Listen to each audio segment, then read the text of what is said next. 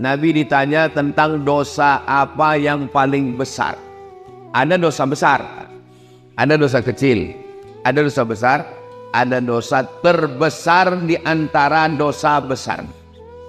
Dalam hadis ini ada 4 dosa paling besar di antara dosa besar. Yang pertama kata Nabi, al-isyraku billah, syirik, mempersekutukan Allah. Siapa yang mempersekutukan Allah ini? Makanya nama perbuatannya syirik, orangnya namanya musyrik. Kata mereka Tuhan itu ada jantan ada betina. Tuhan yang jantan namanya Allah, Tuhan yang betina namanya Lata. Ada Lata, ada Uzza, ada Manat, ada Hubal, ada Jibti, ada Tawun, ada Naham. Tuhan jantan namanya Lata, Tuhan betina namanya, Tuhan jantan namanya Aziz, Tuhan betina namanya Uzza. Tuhan jantan namanya Manan, Tuhan betina namanya Manat. Tuhan jantan namanya Allah, Tuhan betina namanya Lata. Nikah Tuhan jantan sama Tuhan betina tadi, lahirlah anak-anak Tuhan. Anak Tuhan itu malaikat-malaikat, banatullah, anak Tuhan. Jadi tentang cerita Tuhan punya bini dan punya anak, itu kerja orang musyrik. Dari mana pemikiran Tuhan berbini beranak ini? Ini datang dari budaya Yunani kuno. Ada Tuhan jantan namanya Zeus, yang sekarang sudah masuk dalam game online dan judi online. Zeus ini punya bini Tuhan. Lalu lahirlah anaknya laki-laki, turun dari langit ke bumi. Nama anaknya itu Hercules, anak Zeus. Bini Zeus mati, kemudian Zeus berbini lagi. Bininya yang kedua ini jahat, kejam, memusuhi Hercules. Itulah setan. Jadi kalau ada bini jahat berarti tak ada, saya bilang begitu.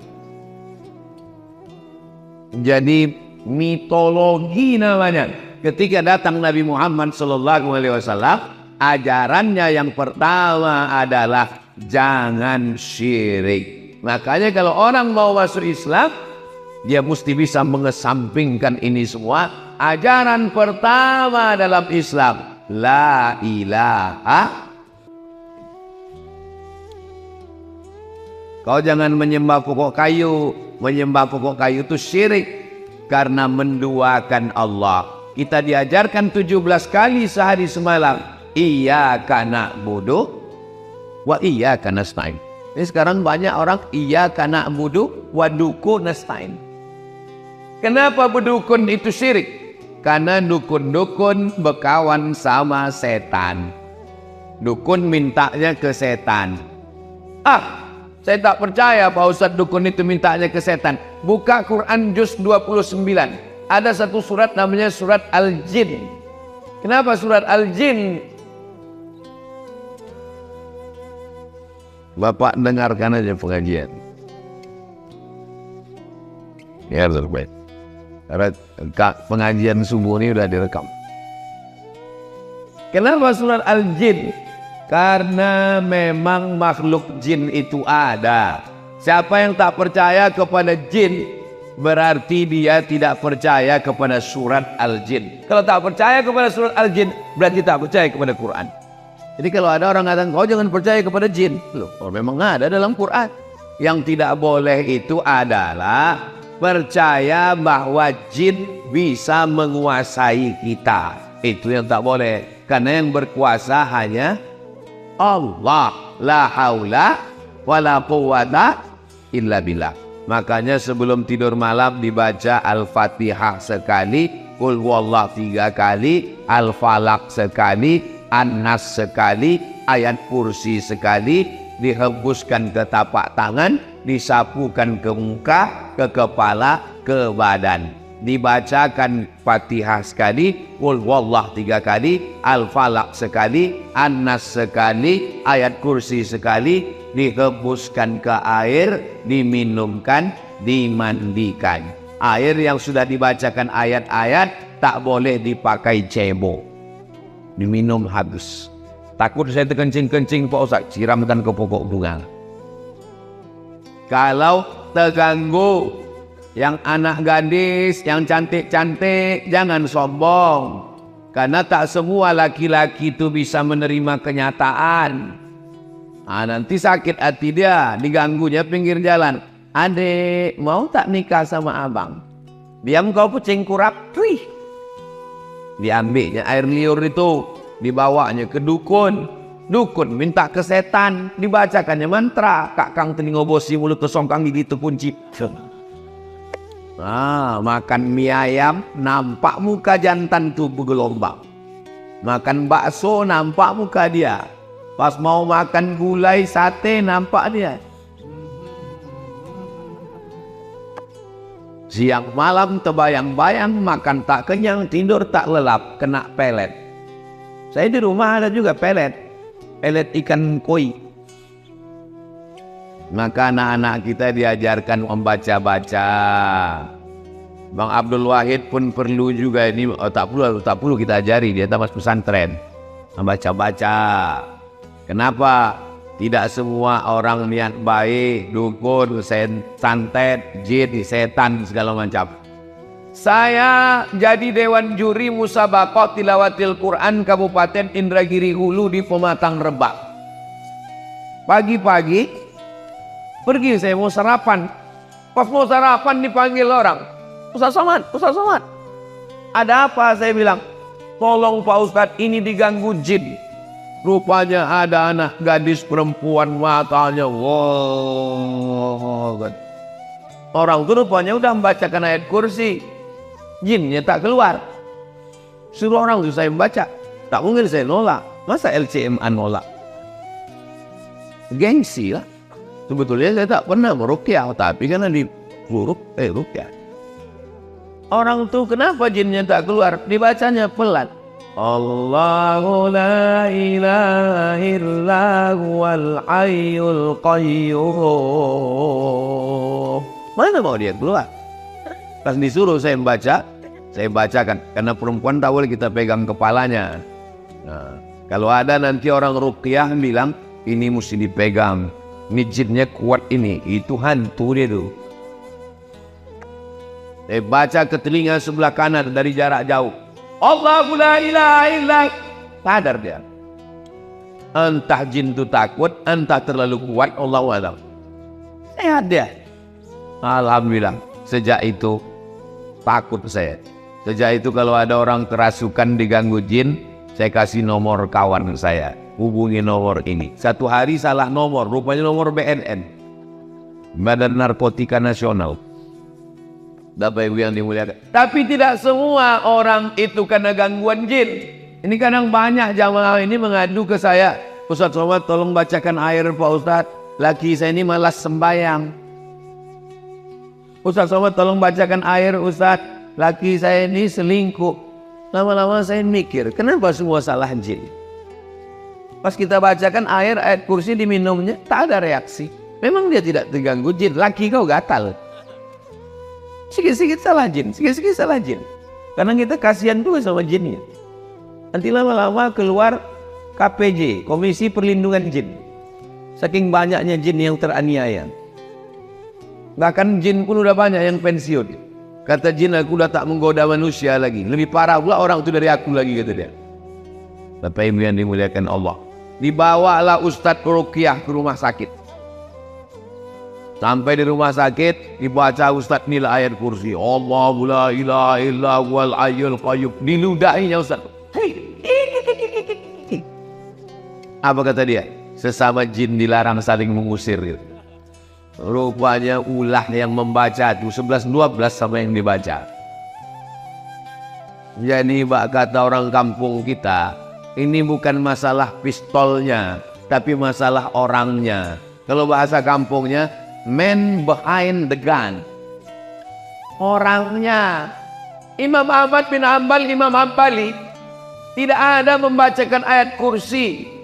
Sakitlah adik raja di Baghdad, Irak. Sakit adik raja, diminta doa. Imam Ahmad bin Hanbal suruh datang ke istana. Kata Imam Ahmad bin Hanbal, aku tak perlulah datang ke istana. Lalu kemudian dikasihnya terompah kayu. Kita kalau bisa di toilet itu kasih terompah kayu. Kenapa di toilet terompah kayu? Supaya kaki tak kena najis. Karena setan masuk dari was-was akibat kaki kena najis bekas percik kencing. Waktu sedang sembahyang tuh, batal tak batal? Batal tak batal? Batal tak batal? Maka pakai terompah kayu. Imam Ahmad bin Hanbal mengasih terompah kayunya, bawakan terompah kayuku ini, letakkan di dekat adik sultan yang sakit tuh. Diletakkan terompah kayu Imam Ahmad bin Hanbal, sehat. Tak perlu baca-bacakan ayat. Terompah kayu letakkan sehat. Hari berganti, musim berubah, pekan berubah, bulan berubah tahun, tiba-tiba kuman adik raja itu balik. Rupanya hari dia kuman itu, Imam Ahmad bin Hanbal meninggal dunia. Dibawakan orang tuh terompah kayu. Ini terompah kayu. Kata jin tuh, aku bukan takut sama terompah kayunya, tapi aku takut sama yang punya terompah kayu. Dan yang punya terompah kayu sudah mati. Jadi rupanya kalau kuat iman kita, belum lagi kita bacakan ayat itu, setan lu itu sudah lagi ligah pugang, lintang pukang tunggang larga. Kalau menengok dari jamaah subuh Masjid Syuhada ini nampaknya orang-orang yang ditakuti setan semuanya. Tapi nggak tahu juga lah ya. Mudah-mudahan kita selamat dari syirik, insya Allah. Amin. Jangan katakan orang kafir musyrik Makkah itu tidak beribadah. Orang Makkah musyrik Abu Jahal, Abu Lahab itu rajin beribadah. Waktu Nabi membersihkan Masjidil Haram, berapa jumlah Tuhan? 360 Tuhan dalam bentuk patung berhala, perak, emas, perunggu, besi, kayu. Bahkan ada patung Tuhan itu yang terbuat dari tepung gandum. Tepung gandum dicampur minyak samin, minyak sapi, diadon, dibuat gambar Tuhan besar, disembah mereka. Pas perutnya lapar, dicuilnya Tuhan tuh. Mohon maaf Tuhan, lapar kali perutku, kemana? Itu maka mereka disebut dengan jahil. Kenapa jahil? Karena tidak mengenal Tuhan. Maka dalam tauhid dikenal awwaluddin ma'rifatullah. Perkara pertama dalam Islam adalah mengenal Allah. Wujud tidak baqa mukhalafatu lil awadisi qiyamuhu binafsihi wahdaniyah qudrat iradat. Tapi dakwah pengajian ke kampung-kampung tak sampai. Jangankan ke kampung, ke Palas aja tak sampai. Mohon maaf Ustadz Somad, tolonglah kirim Ustadz-Ustadz ke Palas nih Pak Ustadz. Tak sampai Ustadz Ikmi, Ustadz MDI dari Pekanbaru Pak Ustadz. Gas motor tuh cuma sampai di jembatan Leton. Asal sampai Leton mati mesin. Itulah maka Ustadz Al-Nof Dinar membuka pesantren di Palas. Alhamdulillah anak-anak tahfiz Quran itu yang jadi imam. Saya tak sanggup berdakwah masuk kampung ke kampung. Yang kami masuk cuma Bagan Benio, Talang Mama, Talang Perigi, Talang Jerinjing. Itu yang kami cuma sanggup masuk. Yang bisa mengirim dai-dai ke pedalaman Riau ini adalah gubernur. Kalau terpilihlah gubernur yang peduli pesantren, tamat pesantren, peduli dakwah, dikirimnya lah dai-dai ke pedalaman insya Allah. Mudah-mudahan terpilihlah orang yang peduli kepada dakwah insya Allah. Amin. Tapi kami bingung Pak Ustadz, banyak kali balego-balego sekarang. Kalau tuan sholat Jumat jangan lupa bawa kain. Kalau udah ada yang ada gambar Ustadz Somad, jangan lagi ke yang lain. Jelas. Kalau tuan pergi ke Palas, jangan lupa membawa kawan. Kalau ada yang bilang tak jelas, memang dia belum sarapan. Yang kedua, apa itu dosa besar? Uququl walidain, durhaka kepada orang tua. Tahu Bapak Maradona? Maradona ditanya, siapalah orang yang paling kau idolakan Maradona? Kata Maradona, ayahku melepuh keringatnya mencari makan untuk aku. Lalu kemudian dia balik ke rumah. Ayah Maradona tuh kuli. Balik dia ke rumah. Dia bilang, kami tanya, ayah dari mana? Aku dari jalan-jalan tadi, kata dia. Karena dia ingin menyenangkan hati kami. Dibelikannya aku bola. Dialah yang pertama kali membelikan aku bola, menyuruh aku ke lapangan bola. Tak layak aku membanggakan orang lain, sementara ayahku yang sudah berpeluh keringat darah air mata membelikan bola untuk aku.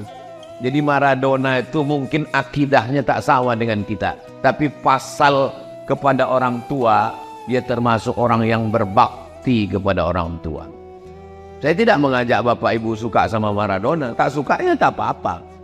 Kita bebas, kita demokrasi kok. Tapi jangan caci maki, sumpah serapah, ejek mengejek, bully membuli. Begitu juga dalam hal masalah pilkada ini. Jangan, beda biasa. Tapi jangan caci maki, sumpah serapah. Kalaupun ngejek, hati-hati juga. Ini survei kan udah 35%. Susah mengejarnya. Kalaupun ngejek, ya sekedarnya aja lah. Susah nanti memperbaiki hubungan kita. Saudaraku yang dimuliakan Allah Subhanahu wa Ta'ala. Jadi masalah orang tua, mudah-mudahan anak-anak kita ini semua anak-anak yang berbakti kepada orang tua, insyaallah. Amin. Yang ketiga, yang dosa terbesar itu adalah qatlun nafsi, membunuh. Membunuh, benci, sakit hati sama orang, sewa preman, tabrak, mati, kecelakaan, padahal membunuh. Sakit hati sama orang, pergi ke dukun, santet, dibunuh pakai jin. Jin bisa membunuh. Sahabat Nabi ada yang meninggal dibunuh jin. Namanya Sa'ad bin Ubadah. Dibunuh jin di dalam toilet. Memang udah sampai ajalnya, mati syahid. Kita sebelum masuk ke toilet, Allahumma inni a'udzubika minal khubusi wal khaba'is. Begitu kita bacakan Allahumma inni a'udzubika, maka langsung badan kita itu dipasang Allah penutup, sehingga jin setan yang ada di toilet itu tak bisa menengok kita. Saya pergi ke stasiun kereta api Pringsewu. Bahasa Jawa sewu itu artinya apa? Simu. Sewu, simu. Pringsewu, stasiun kereta api 1000 kamar yang ada di Semarang. Sampai di atas, kereta api ini punya Belanda.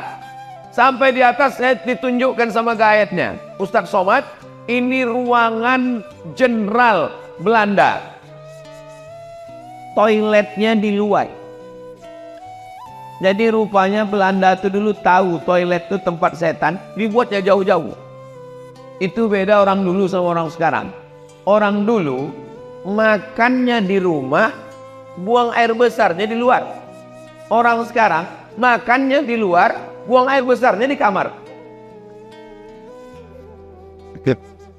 Ustaz Somad ini ngomong gitu macam toilet dia tidak di rumah aja. Toilet saya di rumah, tapi ada dindingnya, ada pintunya. Ditutup, mau tidur malam ditutup. Baca doa, mau masuk ke dalam Allahumma inni a'udzubika minal khubuthi wal khaba'is, dipasang Allah semacam protek pelindung, tertutup badan kita ini semua. Jadi orang yang tak baca doa Allahumma inni a'udzubika minal khubuthi wal khaba'is, masuk ke toilet, ditengok jin, ditengok hantu, ditengok setan. Syukur-syukur setan itu kalau cuma nengok, kalau dia streaming dihidupkannya kamera, ditonton semua sama kawan-kawannya. Masa setan itu canggih juga punya handphone macam kita, Pak Ustaz? Baca buku Isa Daud dari Mesir. Judulnya Al-Hiwar Ma'ajinnil Muslim. Teknologi jin lebih canggih daripada teknologi zaman kita sekarang. Mana buktinya? Jin Ifrit. Jin Ifrit sanggup memindahkan kursi Balqis dari Yaman ke Palestina sebelum Nabi Sulaiman berdiri. Kata Nabi Sulaiman, ayyukum ya'tini bi'arsyiha qabla an ya'tuni. Siapa yang sanggup membawa kursi Balqis dari Yaman ke Palestina 3000 km sebelum Ratu Bilqis sampai apa kata jin Ifrit? Ana atika bi qabla an taquma min maqamih. Aku bisa memindahkan kursi Balqis dari Yaman ke Palestina sebelum kau tegak dari tempat duduk. Tegak dari tempat duduk itu berapa detik? 5 detik kalau tak kena osteoporosis. Cobalah tegak. 1, 2, 3, 4, 5. Pindah kursi Balqis. Ada sekarang orang yang bisa memindahkan ini 5 detik ke Palestina? Tak ada. Kalau ada, kita minta jasa dia memindahkan supaya Benyamin Netanyahu itu pindah ke Damai Langgeng. Sampai sini baru kita gulai dia. Asam podeng. Uququl walidain, durhaka pada orang tua yang keempat. Pertama, syirik. Kedua, durhaka orang tua. Yang ketiga, membunuh. Yang keempat, syahadatuz zur, kesaksian palsu. Jangan bersaksi palsu. Saya nggak pernah bersaksi palsu, Pak Ustadz. Orang kalau sudah disebut saksi palsu, bayangan dia di pengadilan, ditanya hakim, apakah saudara melihat peristiwa ini? Saya melihat Pak Hakim, padahal dia tak menengok. Jangan lupa, kita bersaksi palsu ini bukan di pengadilan. Bersaksi palsu di mana? Di masjid. Di masjid kita bersaksi palsu. Berdirilah keluarga ahli waris. Apakah jenazah ini baik? Baik. Kau sudah memberikan kesaksian palsu. Bukan kau kenal siapa dia. Tak koruptornya dia. Tak makan haramnya dia. Saya kalau ditanya jamaah, dan saya belum pernah seumur-umur menjebak jamaah. Saya kalau ditanya orang, apakah jenazah ini baik? Aku tak tahu. Mana kita tahu? Tapi kalau orang itu baik, memang saya bersaksi. Beberapa jenazah saya tulis di Instagram. Aku bersaksi orang ini baik. Kita bersaksi. Ada hadisnya tentang bersaksi jenazah ini, ada hadis sahihnya. Lewat jenazah.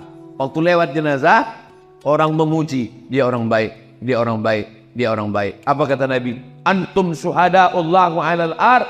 Kalian saksi-saksi Allah di atas muka bumi, wajib dia masuk surga. Tapi saksinya tidak direkayasa.